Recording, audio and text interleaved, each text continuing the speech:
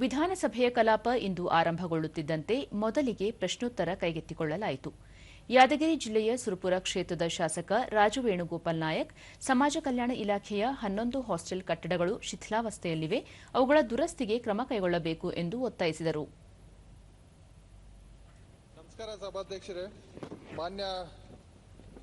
ಮಾನ್ಯ ಸಭಾಧ್ಯಕ್ಷರಲ್ಲಿ ಚುಕ್ಕೆ ಗುರುತಿನ ಪ್ರಶ್ನೆ ಸಂಖ್ಯೆ 873 ಮಾನ್ಯ ಸಮಾಜ ಕಲ್ಯಾಣ ಸಚಿವರಲ್ಲಿ ಕೇಳಬಯಸುತ್ತೇನೆ. ಮಾನ್ಯ ಸಭಾಧ್ಯಕ್ಷರ ಉತ್ತರವನ್ನು ಒದಗಿಸಲಾಗಿದೆ. ಸಚಿವರು ಕೊಟ್ಟರೆ ವಿದ್ಯಾರ್ಥಿಗಳಿಗೆ ಅನುಕೂಲ ಆಗ್ತದೆ. ಅದ್ರ ಜೊತೆಗೆ 5 ವಿದ್ಯಾರ್ಥಿ ನಿಲಯಗಳು ಒಳ್ಳೆಯದಾಗಿದೆ, ಅದಕ್ಕೋಸ್ಕರ ವಿದ್ಯಾರ್ಥಿಗಳಿಗೆ ಅನುಕೂಲವಾಗಿದೆ ಅನ್ನೋ ಒಂದು ಮಾತನ್ನ ತಮ್ಮ ಮುಖಾಂತರ ಸಚಿವರಿಗೆ ಹೇಳಕ್ಕೆ ಇಷ್ಟಪಡ್ತೀನಿ. ಮಾನ್ಯ ಶಾಸಕರು ಕೇಳಿರೋ ಪ್ರಶ್ನೆಗಳಿಗೆ ವಿವರವಾಗಿ ಉತ್ತರ ಕೊಟ್ಟಿದ್ದೀನಿ. ಸಮಾಜ ಕಲ್ಯಾಣ ಸಚಿವ ಎಚ್.ಸಿ. ಮಹದೇವಪ್ಪ ಅನುದಾನ ಆಧರಿಸಿ ಕಟ್ಟಡಗಳ ದುರಸ್ತಿ ಕಾಮಗಾರಿ ಕೈಗೆತ್ತಿಕೊಳ್ಳುವುದಾಗಿ ಭರವಸೆ ನೀಡಿದರು. ಒಂದು ಸರ್ಕಾರಿ ಮೆಟ್ರಿಕ್ ನಂತರದ ಇದೆ, ಅದು ಬಾಡಿಗೆಯಲ್ಲಿದೆ, ಬಾಕಿ ಸ್ವಂತ ಕಟ್ಟಡ ಇದೆ. ಕೆಂಬಾವಿ ಮಾತ್ರ ಒಂದು ದುರಸ್ತಿ ಆಗಬೇಕು ಅಂತೆಲ್ಲ ನಮ್ಮ ಅಧಿಕಾರಿಗಳು ವರದಿ ಕೊಟ್ಟಿದ್ದಾರೆ. ಮತ್ತು ಇವ್ರಿಗೆ ವರದಿ ಸರಿ ಇಲ್ಲ, ಇವ್ರು ಖುದ್ದು ನೋಡಿ ಏನಾದ್ರು ಸರಿ ಇಲ್ಲ ಅಂದರೆ ಅವರು ಮತ್ತು ನಮ್ಮ ಅಧಿಕಾರಿಗಳಿಂದ ಸಮಗ್ರ ವರದಿ ತರಿಸ್ಕೊಂಡು ದುರಸ್ತಿ ಮಾಡೋಕ್ಕೆ ಏನು ಸಾಧ್ಯ ಇದೆ ಮಾಡ್ತೀವಿ. ಜಮಖಂಡಿ ಕ್ಷೇತ್ರದ ಜಗದೀಶ್ ಶಿವಯ್ಯ ಗುಡುಗಂಟಿ ಅವರು ಪ್ರಶ್ನೆ ಕೇಳಿ, ಗ್ರಾಮೀಣ ಭಾಗದಲ್ಲಿ ರಸ್ತೆಗಳು ಹಾಳಾಗಿವೆ, ತಮ್ಮ ಕ್ಷೇತ್ರಕ್ಕೆ 10 ಕೋಟಿ ರೂಪಾಯಿಗಳಷ್ಟು ಅನುದಾನ ನೀಡಬೇಕು, ಗ್ರಾಮೀಣಾಭಿವೃದ್ಧಿ ಮತ್ತು ಪಂಚಾಯತ್ ರಾಜ್ ಇಲಾಖೆಯಿಂದ ನೀಡುತ್ತಿರುವ ಕೇವಲ 5 ಕೋಟಿ ರೂಪಾಯಿಗಳ ಅನುದಾನ ಸಾಲುತ್ತಿಲ್ಲ ಎಂದರು. ಹಂಬಲಗಳನ್ನು ಯಥೇಚ್ಛವಾಗಿ ಬೆಳೀತಾ ಇದ್ದಾರೆ ಮತ್ತು ಇತರ ಬೆಳೆಗಳಾದ ಜೋಳ, ಗೋಧಿ, ಕಡಲೆಕಾಳು, ಸೂರ್ಯಕಾಂತಿ, ಈರುಳ್ಳಿ, ಅರಿಶಿನ ಇತ್ಯಾದಿ ಕೃಷಿ ಬೆಳೆಗಳನ್ನು ಕೂಡ ರೈತರು ಬೆಳೀತಾ ಇದ್ದಾರೆ. ಈ ಕ್ಷೇತ್ರದಲ್ಲಿ ಕೂಡ ಹೈನುಗಾರಿಕೆ ಬಹಳಷ್ಟು ಅಭಿವೃದ್ಧಿ ಕೂಡ ಗೊಂಡಿದೆ. ಇದಕ್ಕೆ ಉತ್ತರಿಸಿದ ಗ್ರಾಮೀಣಾಭಿವೃದ್ಧಿ ಮತ್ತು ಪಂಚಾಯತ್ ರಾಜ್ ಸಚಿವ ಪ್ರಿಯಾಂಕ್ ಖರ್ಗೆ, ಕಳೆದ 2 ವರ್ಷಗಳಿಂದ ವ್ಯಾಪಕ ಮಳೆಯಾಗಿರುವುದರಿಂದ ಮುಖ್ಯ ರಸ್ತೆಗಳು ಹಾಗೂ ಗ್ರಾಮೀಣ ರಸ್ತೆಗಳಿಗೆ ಹಾನಿಯಾಗಿದೆ. ಜಮಖಂಡಿ ರಸ್ತೆಗಳ ಸುಧಾರಣೆಗೆ 2 ವರ್ಷದಲ್ಲಿ ಸುಮಾರು 12 ಕೋಟಿಗಳಷ್ಟು ಅನುದಾನ ಬಿಡುಗಡೆ ಮಾಡಲಾಗಿದೆ ಎಂದರು.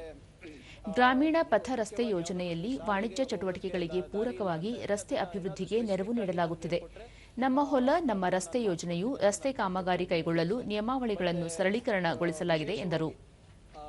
ಬೋರ್ವೆಲ್ ವಿಚಾರಗಳ ಬಗ್ಗೆ ಮಾತಾಡಿದ್ರು. ಹಿಂದಿನ ಅವಧಿನಲ್ಲಿ ಕೆಲವು ಬೋರ್ವೆಲ್ಗಳು ಹಾಕ್ಸಿದೀವಿ, ಅದಕ್ಕೆ ದುಡ್ಡು ಬಂದಿಲ್ಲ ಅಂತ ಅವ್ರು ಹೇಳೋದಿದೆ. ಅಧ್ಯಕ್ಷರೇ 2-3 ಸರಿ ಬಂದು ಭೇಟಿಯಾಗಿದ್ದಾರೆ. ಆದರೆ ಯಾವುದೇ ಕೂಡ ಏನು ನಿಯಮಾವಳಿ ಪ್ರಕಾರ ಅಲ್ಲಿ ಟಾಸ್ಕ್ ಫೋರ್ಸ್ನಲ್ಲಿ ಅದನ್ನ ಇಟ್ಟು ಅನುಮೋದನೆ ಮಾಡಿ ಕೊಟ್ಟಿಲ್ಲ ಅಧ್ಯಕ್ಷರೇ. ನಾವು ಬಹಳ ಸ್ಪಷ್ಟವಾಗಿ ನಮ್ಮ ಸರ್ಕಾರ ಬಂದಾಗಿಂದ ನಿರ್ದೇಶನಗಳು ನೀಡ್ತಾ ಇದ್ದೀವಿ. ನೀವು ಬರಗಾಲದಲ್ಲಿ ಬೋರ್ವೆಲ್ ಕೊಡಿಸ್ಬೇಕಾದಾಗ ದಯವಿಟ್ಟು ಆ ನಿಯಮಾವಳಿ ಪ್ರಕಾರ ಮಾಡಿ, ನಿಯಮಗಳ ಪ್ರಕಾರ ಮಾಡಿ, ಟಾಸ್ಕ್ ಫೋರ್ಸ್ನಲ್ಲಿ ಇಟ್ಟು ನೀವು ಮಾಡಿ ಅಂತಾನೆ ನಾವು ಹೇಳ್ಕೊಂಡು ಬಂದಿದ್ದೀವಿ ಅಧ್ಯಕ್ಷರೇ.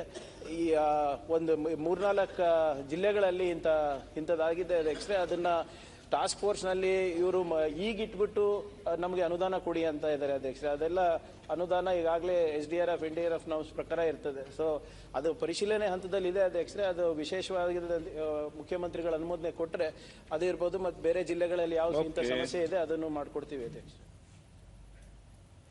ಗ್ರಾಮೀಣ ಭಾಗದಲ್ಲಿ ಈ ಸ್ವತ್ತು ನೀಡುವ ಸಂಬಂಧಪಟ್ಟಂತೆ 1.5 ತಿಂಗಳ ಒಳಗೆ ಕ್ರಮ ಕೈಗೊಳ್ಳುವುದಾಗಿ ಗ್ರಾಮೀಣಾಭಿವೃದ್ಧಿ ಮತ್ತು ಪಂಚಾಯತ್ ರಾಜ್ ಸಚಿವ ಪ್ರಿಯಾಂಕ್ ಖರ್ಗೆ ತಿಳಿಸಿದರು. ಪ್ರಶ್ನೋತ್ತರ ಅವಧಿಯಲ್ಲಿ ವಿಜಯಪುರ ನಗರ ಕ್ಷೇತ್ರದ ಸದಸ್ಯ ಬಸನಗೌಡ ಪಾಟೀಲ್ ಯತ್ನಾಳ್, ಬಿ ಖಾತೆ ನೀಡಲು ಹಾಗೂ ಈ ಸ್ವತ್ತು ವ್ಯವಸ್ಥೆಯಲ್ಲಿ ಲೋಪಗಳಾಗಿವೆ, ಗ್ರಾಮ ಪಂಚಾಯಿತಿಗಳಿಗೆ ಹೆಚ್ಚಿನ ಆದಾಯ ಬರುತ್ತಿದೆ, ಆದರೆ ಸರಿಯಾದ ಸೌಲಭ್ಯಗಳಿಲ್ಲ, ಆಸ್ತಿ ದಾಖಲಾತಿಗಳನ್ನು ಪಡೆಯಲು ಜನ ಪರದಾಡುವಂತಾಗಿದೆ ಎಂದರು. ಇಷ್ಟು ಆಸ್ತಿಗಳು ಬಿ ಖಾತಾ ಪಡೆದು ತೆರಿಗೆ ವ್ಯಾಪ್ತಿಗೆ ಬಂದರೆ ಗ್ರಾಮ ಪಂಚಾಯಿತಿಗಳಿಗೆ ವಾರ್ಷಿಕವಾಗಿ ಸಾವಿರಾರು ಕೋಟಿ ರೂಪಾಯಿ ಆದಾಯ ಗ್ರಾಮ ಪಂಚಾಯತಿಗೆ ಬರ್ತದೆ. ಸ್ವಂತ ಫಲದ ಮೇಲೆನೆ ಗ್ರಾಮ ಪಂಚಾಯತಿ ತನ್ನ ಅಭಿವೃದ್ಧಿಯನ್ನು ಮಾಡುವಂತ ಒಂದು ಶಕ್ತಿ ಬರ್ತದೆ ಅಧ್ಯಕ್ಷರೇ. ಇದಕ್ಕೆ ಉತ್ತರಿಸಿದ ಸಚಿವ ಪ್ರಿಯಾಂಕ್ ಖರ್ಗೆ, ಕರ್ನಾಟಕ ಗ್ರಾಮ ಸ್ವರಾಜ್ಯ ಮತ್ತು ಪಂಚಾಯತ್ ರಾಜ್ ವಿಧೇಯಕಕ್ಕೆ ತಿದ್ದುಪಡಿ ತರಲಾಗಿದೆ. ನಮೂನೆ 11B ಅಡಿ ಆಸ್ತಿಗಳ ಸೃಜನೆಯನ್ನು ಮತ್ತು ಮ್ಯಾನ್ಯುಯಲ್ ಸಮೀಕ್ಷೆ ನಡೆಸಿ ನಂತರ ಆಸ್ತಿ ತೆರಿಗೆ ವ್ಯಾಪ್ತಿಯಲ್ಲಿ ಬಿಟ್ಟು ಹೋದ ಹಾಗೂ ಹೊಸದಾಗಿ ಗುರುತಿಸಲಾದ ಆಸ್ತಿಗಳನ್ನು ಈ ಸ್ವತ್ತು ತತ್ರಾಂಶದ ಮೂಲಕ ಸೇರ್ಪಡೆ ಮಾಡುವ ಪ್ರಕ್ರಿಯೆಯನ್ನು ತಾತ್ಕಾಲಿಕವಾಗಿ ಸ್ಥಗಿತಗೊಳಿಸಲಾಗಿದೆ ಎಂದರು. ಅಧಿನಿಯಮಕ್ಕೆ ವಿಧಾನಮಂಡಲದಲ್ಲಿ ಅಂಗೀಕಾರ ಪಡೆದು ಏಪ್ರಿಲ್ 5ರಂದು ರಾಜ್ಯಪಾಲರಿಂದಲೂ ಒಪ್ಪಿಗೆ ಪಡೆಯಲಾಗಿದೆ. ನಿಯಮಗಳನ್ನು ರೂಪಿಸಿ ಕರಡನ್ನು ಪ್ರಕಟಿಸಲಾಗಿದೆ. ಸಾರ್ವಜನಿಕರ ಆಕ್ಷೇಪಣೆಗೆ ಇದೇ ಜುಲೈ 28ರವರೆಗೆ ಕಾಲಾವಕಾಶ ನೀಡಲಾಗಿತ್ತು. ಸಾರ್ವಜನಿಕರು ಹಾಗೂ ಜನಪ್ರತಿನಿಧಿಗಳಿಂದ 28 ಆಕ್ಷೇಪಣೆಗಳು ಬಂದಿವೆ. ಅವುಗಳನ್ನು ಪರಿಶೀಲಿಸಿ ಅಂತಿಮಗೊಳಿಸಲು 15 ದಿನಗಳ ಕಾಲಾವಕಾಶ ಬೇಕು. ಈ ಸ್ವತ್ತಿಗೆ ಪ್ರಕ್ರಿಯೆ ಆರಂಭಿಸಿದರೆ ನಮ್ಮ ಡಿಜಿಟಲ್ ಸಾಮರ್ಥ್ಯ ಸಾಲುವುದಿಲ್ಲ.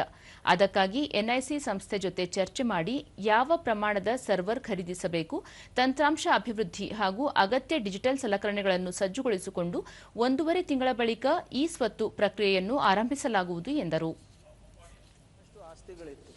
ಕಳೆದ 2 ವರ್ಷದಲ್ಲಿ ನಾವು ನಿರಂತರವಾಗಿ ನಮ್ಮ ಸಿಇಒಗಳ ಮುಖಾಂತರ ಇರ್ಬೋದು, ನಮ್ಮ ಇಒಗಳ ಮುಖಾಂತರ ಇರ್ಬೋದು, ಹೆಚ್ಚಿನ ಆಸ್ತಿಗಳನ್ನ ನಾವು ತೆರಿಗೆ ವ್ಯಾಪ್ತಿಗೆ ತರಲಿಕ್ಕೆ ಪ್ರಯತ್ನ ಮಾಡಿದ್ದೀವಿ.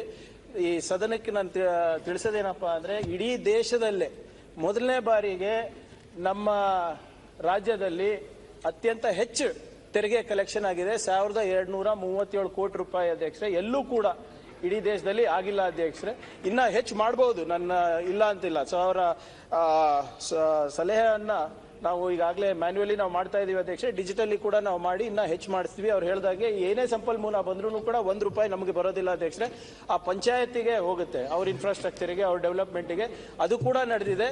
ಈ ಒಂದು ರೂಲ್ಸು ಮತ್ತೆ ಈ ನಮ್ಮ ಒಂದು ತಿದ್ದುಪಡಿಗಳನ್ನ ನಾವು ತಂದ ಮೇಲೆ ಇದು ಅವ್ರು ಹೇಳ್ದಂಗೆ ಇನ್ನ ಸಾವಿರಾರು ಕೋಟಿ ರೂಪಾಯಿ ಜಾಸ್ತಿ ಆದಾಯನೂ ಕೂಡ ಬರುತ್ತೆ, ಮತ್ತೆ ಜನರಿಗೆ ಸ್ವಲ್ಪ ರಿಲೀಫ್ ಕೂಡ ಸಿಗುತ್ತೆ ಅಧ್ಯಕ್ಷರೇ, ಯಾರು ಅಕ್ರಮ ಸಕ್ರಮ ಮಾಡ್ಕೊಳ್ಳಿಕ್ಕೆ. ಆದ್ರಿಂದ ನಮ್ಗೆ 1.5 ತಿಂಗಳು ಕಾಲಾವಕಾಶ ಬೇಕಾಗ್ತದೆ ಅಧ್ಯಕ್ಷರೇ. ಇದಕ್ಕೆ ನಾವು ಬದ್ಧರಾಗಿದ್ದೇವೆ.